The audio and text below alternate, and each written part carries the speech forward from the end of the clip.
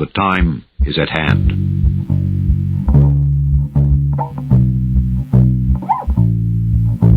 The Army Air Forces has announced that a flying disc has been found and is now in the possession of the Army. When we are successful, and we will be, we have a real chance at this new world order.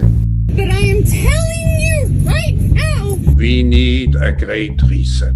And this is extremely dangerous to our democracy. Babylon the Great is fallen, is fallen.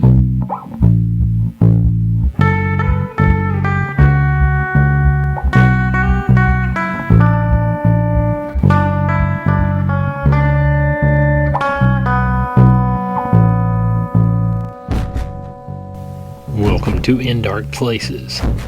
My name is Junebug Fugit. I'll be your go-between. I suddenly realized that it's almost December. Time's running out. I've got quite a bit of Christmas shopping I still need to do. I usually start like in October and have it all done by this point, but I've been kind of busy. We got a whole slew of new subscribers over on YouTube. Shout out to you guys. There's too many of you to name. I like to shout everyone out individually, but there's too many. But thanks for subscribing. Hope we can entertain you. And if you're not subscribed to the YouTube channel, be sure to do that. There's lots of goodies there. And my promise to you, if you subscribe to us, then we will subscribe to you. How's that?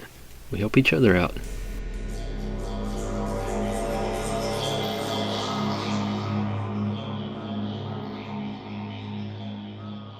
Possessed woman filmed being removed from flight after wailing and climbing over seats. Another terrifying incident in the sky was captured on video. A Frontier Airlines flight traveling from Houston to Denver had to make an emergency landing in Dallas when a passenger caused a disturbance, according to TMZ. Thanks, TMZ. In the video, the woman is seen wailing and arguing with the in-flight attendants. She eventually manages to break free from the crew members who had detained her to a corner of the plane and started climbing over the seats. As the situation continued to spiral out of control, a flight attendant is heard over the loudspeaker asking everyone to return to their seats. This is kind of like in the airplane movie, Leslie Nielsen.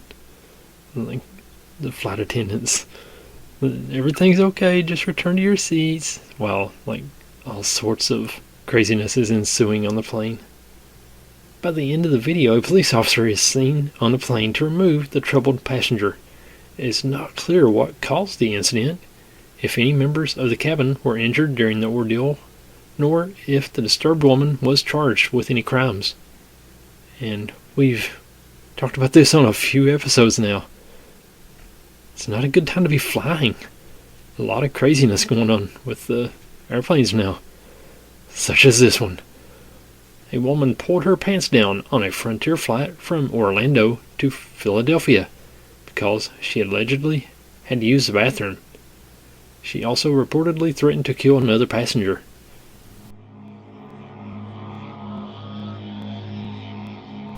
And now here is the Nicolas Cage meltdown of the week.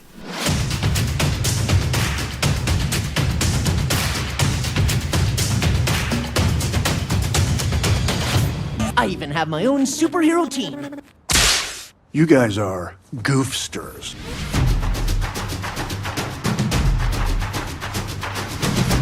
This week on the show, we're talking about creepy cryptids. And kicking things off with probably the most cryptidest state in America. Here's Jimmy Haunted. It's been far too long. So now, we're going to have an extended version of Cryptid Corner. Here are 6 creepy cryptids that call Wisconsin home. The Beast of Bray Road from Elkhorn.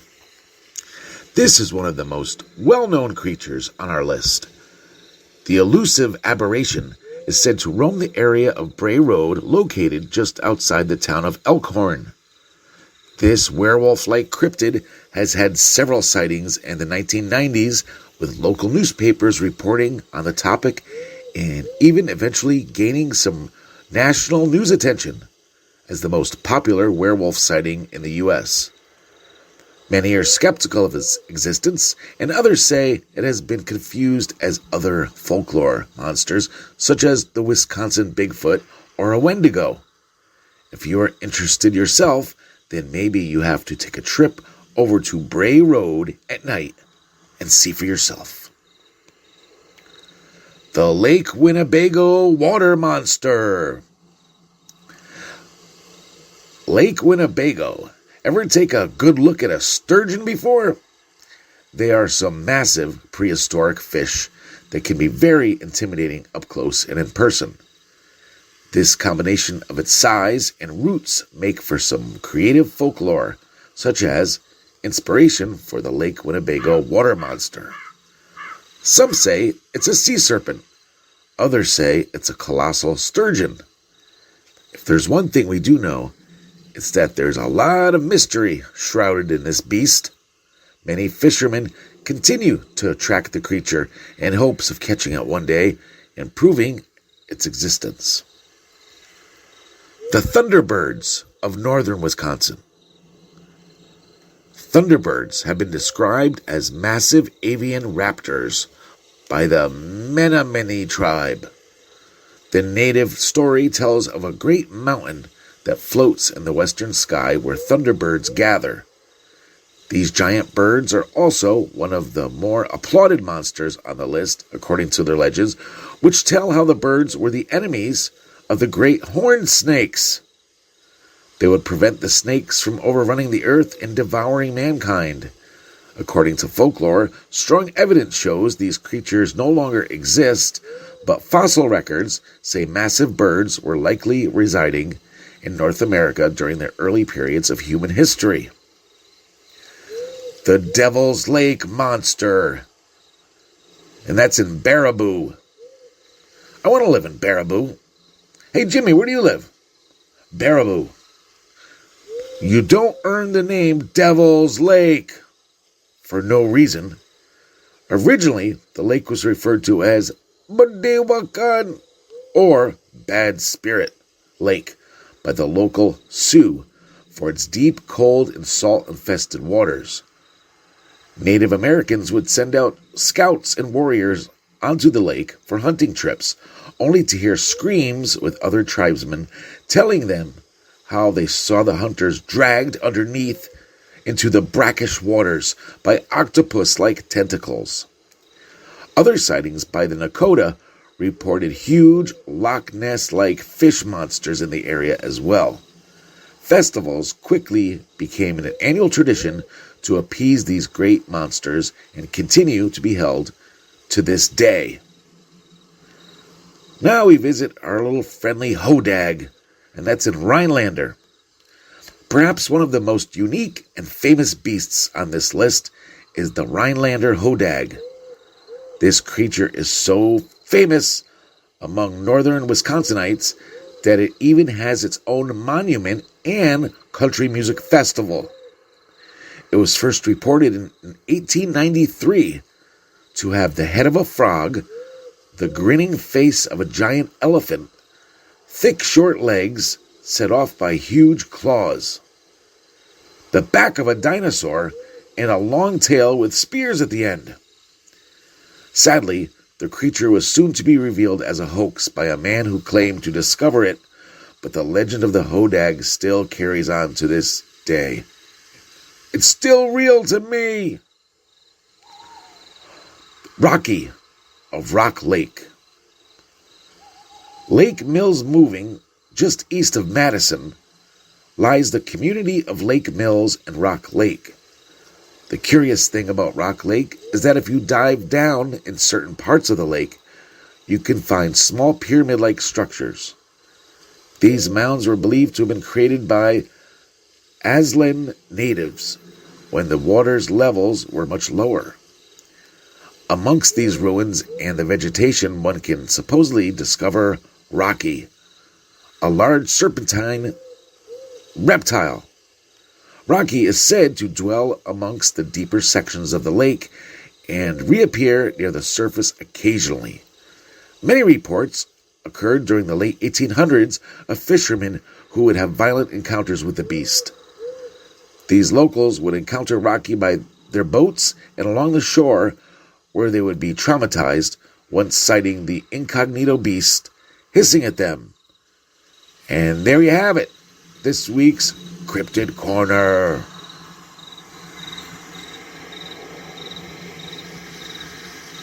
This story was sent in by Executive in Charge, Paul Chadwick. Thanks, Paul. Hobbit community said to be extinct could be alive in remote jungle, claims scientist, by Stephen White. Thanks, Stephen. For many, the idea that an extinct early human species is actually alive and well in a remote part of the world sounds completely far-fetched. However, for one anthropologist, the possibility of this is a plausible reality. Around 20 years ago, scientists were looking for evidence of human migration from Asia to Australia.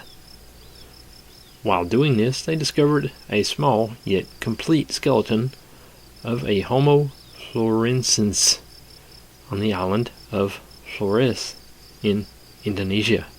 The discovered skeleton was quickly dubbed the Hobbit due to its diminutive stature of just 3 foot 6 inches. Initial studies on the skeleton suggested that these early humans became extinct around 12,000 years ago. Further analysis then led scientists to believe that they may have instead vanished off the Earth 50,000 years ago. However, Gregory IV claims that some of our ancient relatives are still alive today. The retired professor of anthropology at the University of Alberta told Live Science, "We simply don't know when this species became extinct, or indeed, dare I say, we don't even know if it is extinct. So there is some possibility that it is still alive." He also claimed in his thesis last year in The Scientist that he had even spoken with people who said they saw something resembling a Homo florensis. Gregory said, "My aim in writing the book was to find the best explanation, that is, the most rational and empirically best supported of Lio accounts of the creatures. These include reports of sightings by more than 30 witnesses, all of whom I spoke with directly, and I conclude that the best way to explain what they told me is that a non-sapiens hominin has survived on Flores to the present or very recent times." Other experts in the field may have been quick to dismiss Gregory's theory, as John Hawkes, a paleontologist at the University of Wisconsin-Madison, told Live Science, "Flores is an island that is about the same area of Connecticut and has 2 million people living on it today. Realistically, the idea that there's a large primate that is unobserved on this island and surviving in a population that can sustain itself is pretty close to zero." But he said that it wasn't large, right? I beg to differ with you, Mr. Hawks. He said a large primate. He didn't say it was large.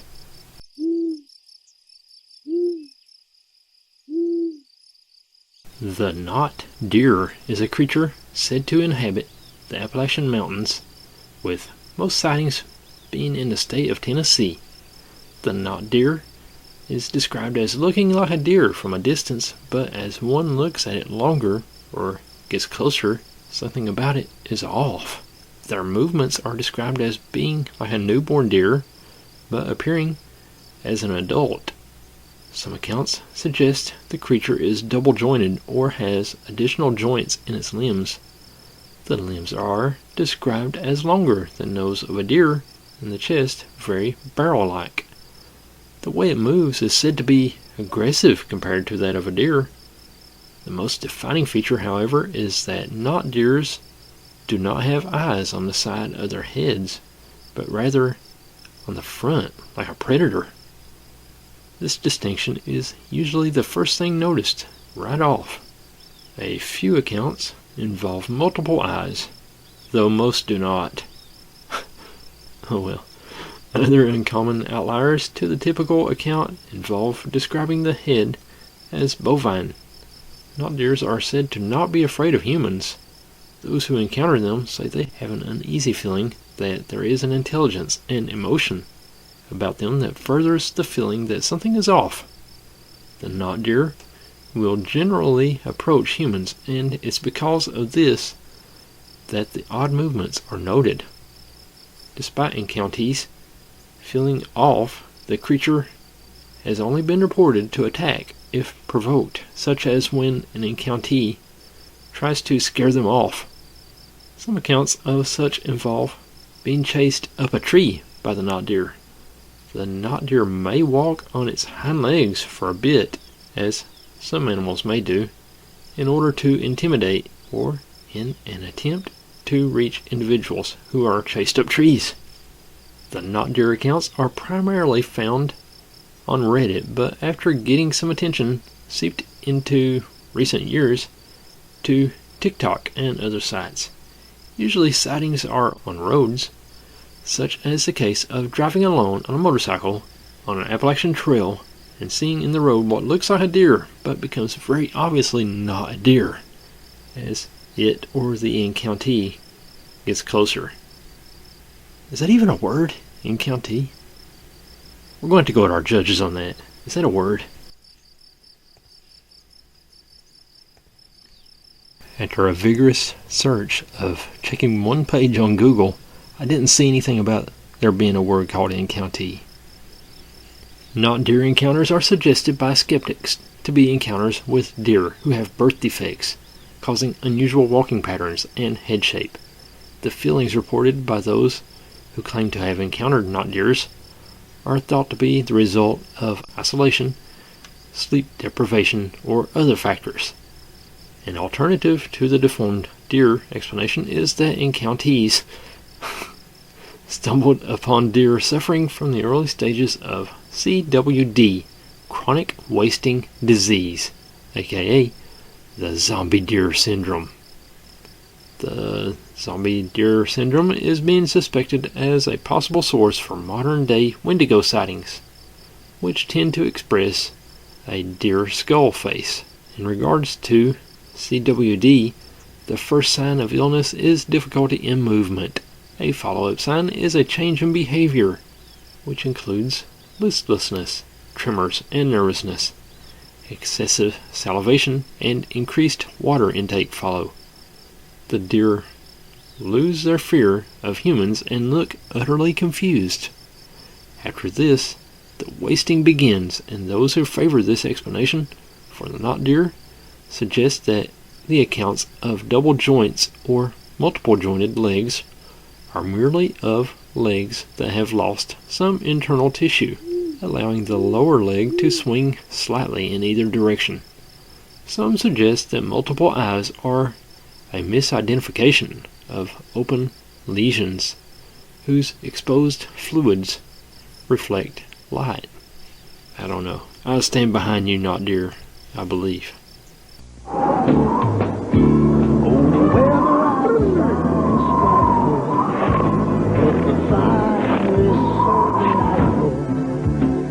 As long as you love me so, let it snow, let it snow, let it snow. Nothing melts away the cold like a delicious hot bowl of Campbell's soup. Let it snow, let it snow.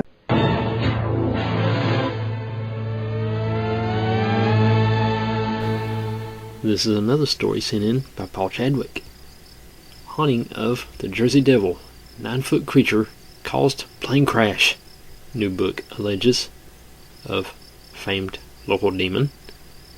Renowned journalist and author Paul Evans Pedersen has recently come forward with spine-chilling accounts of a heinous creature living in the Jersey woods. News.com, spelled with a K and a Z, never heard of it, has learned that Pedersen, who has dedicated a significant amount of time to researching the creature, shed light on the terrifying encounters that some claim have led to tragedy. The Jersey Devil, described as a haunting cryptid, is said to stand at an alarming 9 feet tall, with a goat-like head, wyvern-like wings, and hooved feet. The origins of this haunting creature can be traced back to the early 1700s in the Pine Barrens of New Jersey, near South Jersey and Philadelphia. Legend has it that a woman named Jane Leeds, already a mother of 12, in her frustration with her impoverished life, cursed her 13th child to be the devil. On a stormy night in 1735, Jane gave birth to said child, surrounded by loved ones. As the story goes, the child initially appeared healthy, but then transformed into a devil that would eventually disappear up the chimney. Other versions of the story suggest that the devil had been growing inside Jane throughout her pregnancy, and that local clergymen unsuccessfully tried to exorcise it. This so-called devil would then be birthed and live for almost 3 centuries to date. Over this period, countless individuals, including Pedersen, have ventured into the depths of the Pine Barrens in search of this elusive creature. In his upcoming book, he chronicles his quest along with the many accounts he has of this beast he has stumbled on thus far.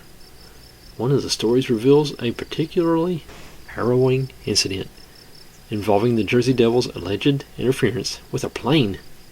In 1928, renowned Mexican pilot Emilio Carranza, often referred to as the Lindbergh of Mexico, embarked on a journey from Mexico City to New York and back.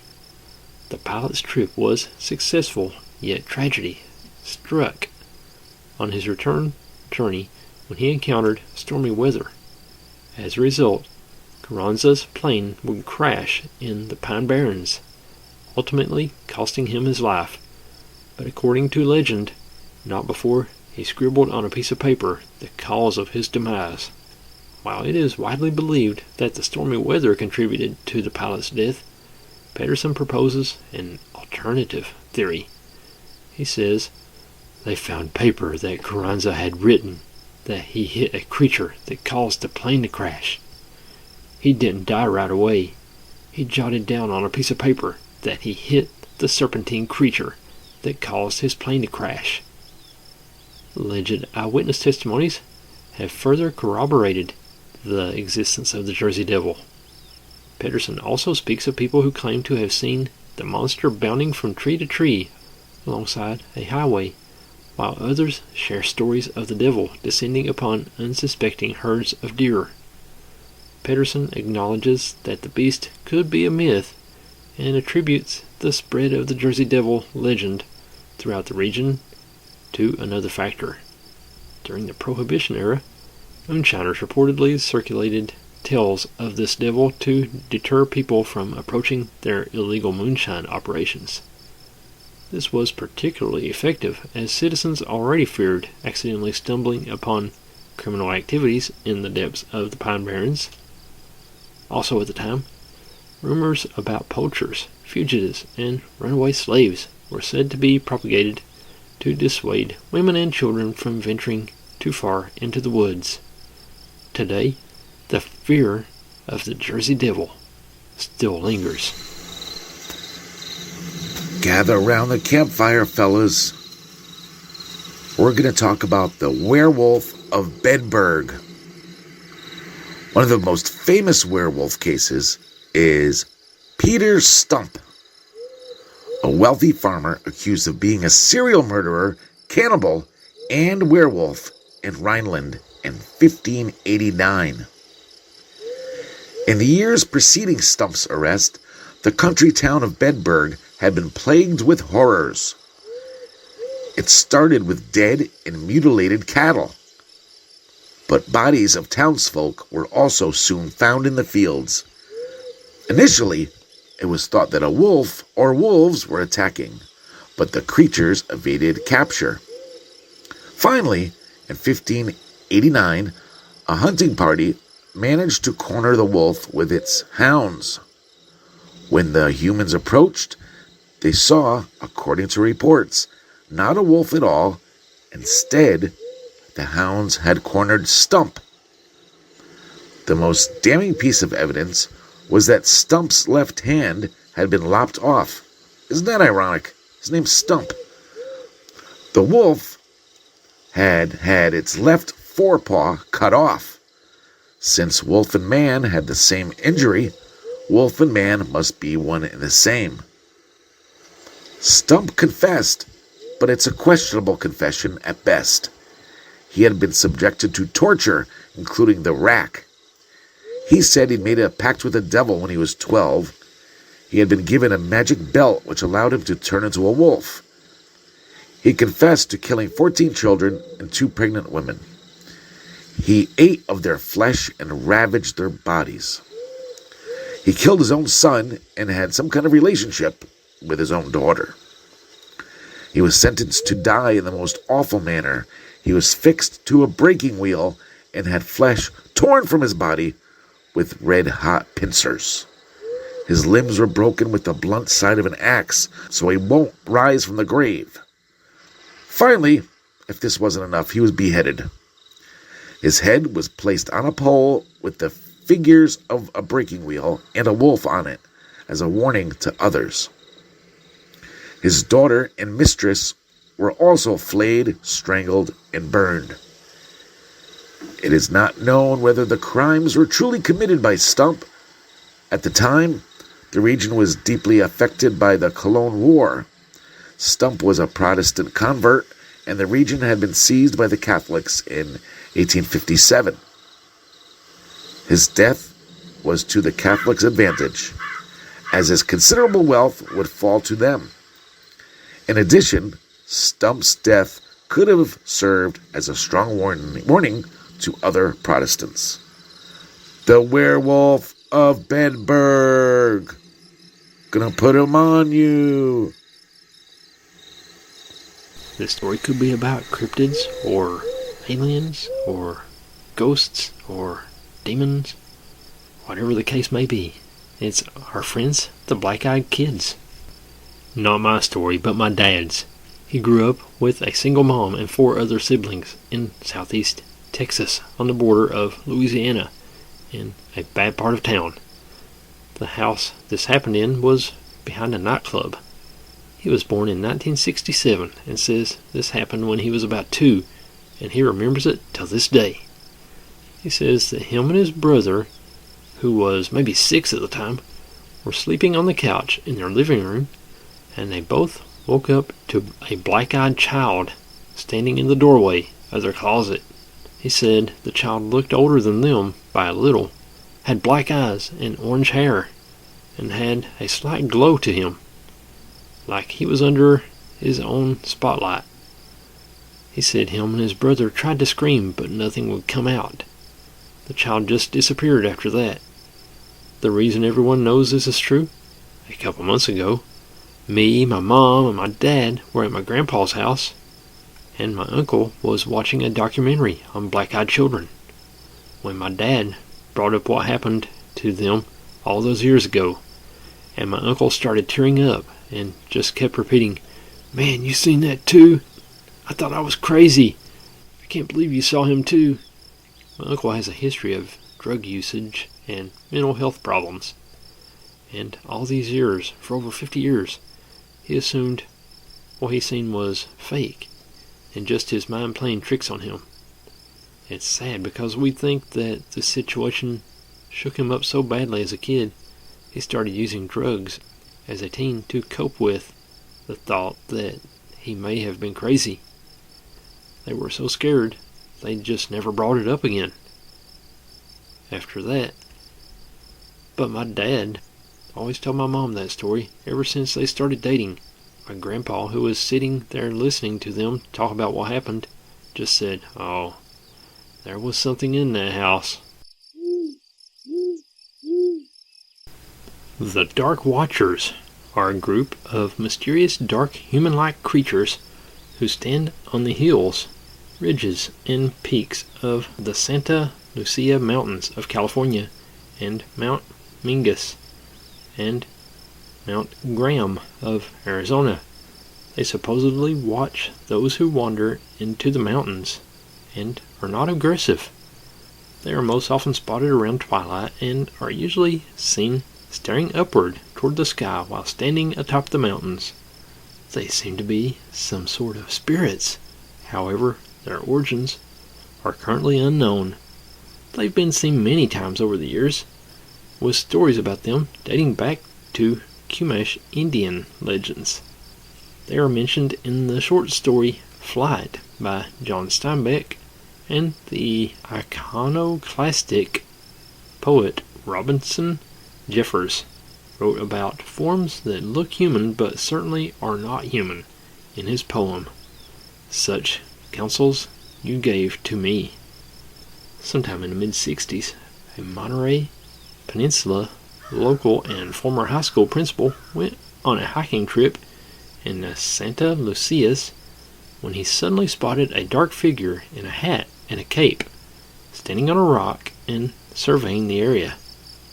When the principal called out to the other hikers, the creature vanished. More sightings continue to be made till this day. And that's about all the big show for this week. If you have a true scary story to tell and you'd like to be a guest on the show, send an email to indarkplacespod@hotmail.com. Thanks as always, Jimmy Haunted, Paul Chadwick, and thank you for listening. We'll see you next week. God bless.